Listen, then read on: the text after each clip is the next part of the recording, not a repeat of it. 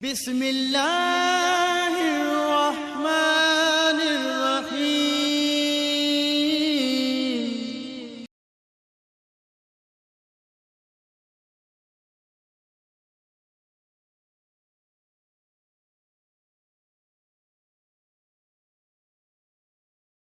نحمده ونصلي على رسوله الكريم، اما بعد فاعوذ باللہ من الشیطان الرجیم، بسم اللہ الرحمن الرحیم۔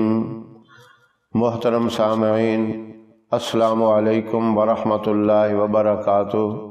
میں قاری محمد الیاس آزاد ہزاروی شاذلی اپنے چینل سے آپ کے ساتھ مخاطب ہوں اور خوش آمدید کہتا ہوں۔ یہ بات ہر آدمی اچھی طرح جانتا ہے کہ انسان پوری زندگی ایک ہی حال میں نہیں رہتا۔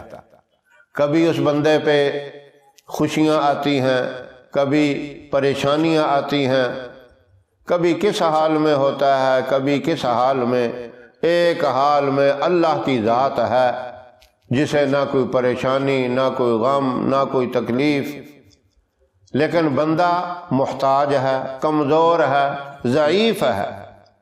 اگر بندے پہ کوئی پریشانی آ جائے، تکلیف آ جائے، اس کے حل کے لیے کوششیں کرتا رہتا ہے۔ سب سے بڑا حل یہی ہے کہ بندہ اپنے خالق اور مالک، اپنے پیدا کرنے والے کی طرف رجوع کر لے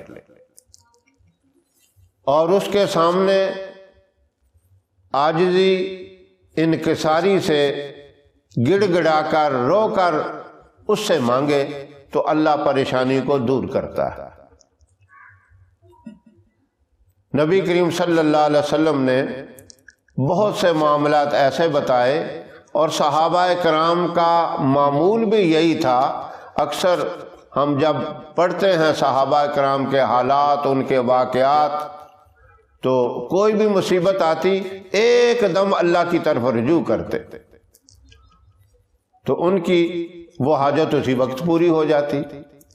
آج ہم اسباب کو تو اختیار کرتے ہیں، اسباب کو اختیار کرنے کا بھی حکم دیا، لیکن سارے اسباب اللہ کے قبضہ اور قدرت کے اندر ہیں۔ اسباب کو اختیار کرنے کے ساتھ ساتھ اللہ سے بھی حاجت مانگے۔ جیسے ہم بیمار ہو جائیں، دوائی کے لیے ڈاکٹر یا حکیم کے پاس جاتے ہیں تو یہی کہتے ہیں، یا اللہ اب ہم نے اس سبب کو اختیار کر لیا، اب شفا تو ہی دے۔ یہ چیز بڑی ضروری ہوتی ہے۔ اسباب اختیار کرنے کے بعد اللہ سے مانگنا بڑا ضروری ہوتا ہے۔ جب اللہ سے مانگا جائے تو اللہ اپنی رحمت سے معاملے کو حل کر دیتے ہیں۔ اب اچانک کسی بندے پہ کوئی پریشانی آ گئی، کوئی کام اس کا رک گیا، کسی وجہ سے پھنس گیا، اب اس پریشانی کو دور کرنے کے لیے، اس مقصد میں 100% کامیابی حاصل کرنے کے لیے ایک بہت آسان سا عمل بتایا ہے۔ وہ عمل کیا جائے، اللہ اس کی برکت سے بندے کو اپنے مقصد میں کامیاب فرما دیتے ہیں، پریشانی کو دور کر دیتے ہیں۔ وہ عمل کیا ہے کہ آپ نے سجدے میں سر رکھ کر 101 مرتبہ یا غفورو پڑھنا ہے، اور اس کے بعد اپنا سر سجدے سے اٹھا کر اللہ کی بارگاہ میں عاجزی سے دعا مانگنی ہے کہ یا اللہ میری یہ پریشانی دور فرما، مجھے اس مقصد میں کامیابی عطا فرما۔ ظاہرہ آپ نے باوضو یہ عمل کرنا ہے، سجدے کی حالت میں کرنا ہے، اور اس کے لیے ٹائم بھی کوئی مقرر نہیں ہے۔ صرف اتنا خیال کرنا ہے کہ مکروہ اوقات کے اندر یہ عمل نہیں کرنا۔ اب مکروہ اوقات کون سے ہیں؟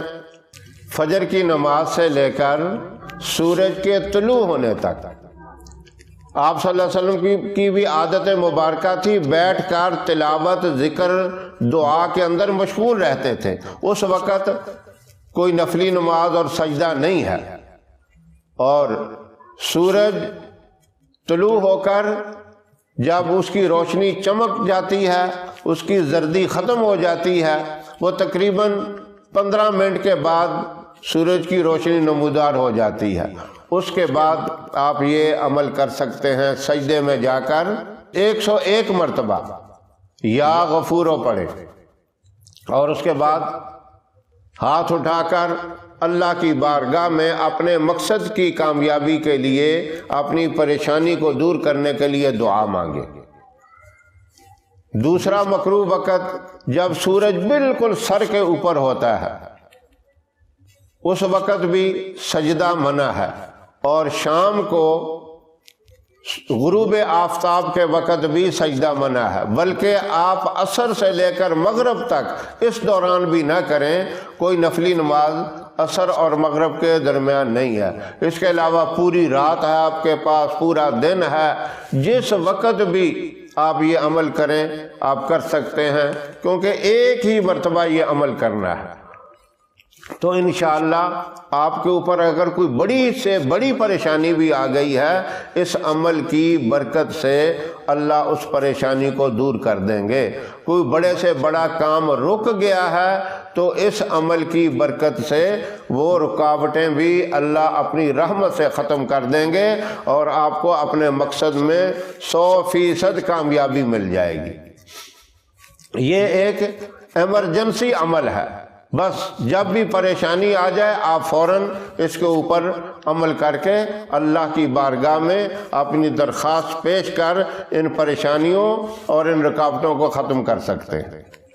ہماری ویڈیو آپ کو پسند آئے اسے لائک کریں، شیئر کریں، ہمارے چینل کو سبسکرائب کریں، اور ساتھ والے بیل آئیکن بٹن کو ضرور دبائیں تاکہ ہماری آنے والی ویڈیوز کی اپڈیٹ آپ تک آسانی سے پہنچ سکیں۔ اللہ آپ کا حامی و ناصر رہے۔ انشاءاللہ پھر کسی نئے وظیفے کے ساتھ آپ کی خدمت میں حاضر ہوں گے، تب تک کے لیے اجازت دیں۔ السلام علیکم ورحمۃ اللہ وبرکاتہ۔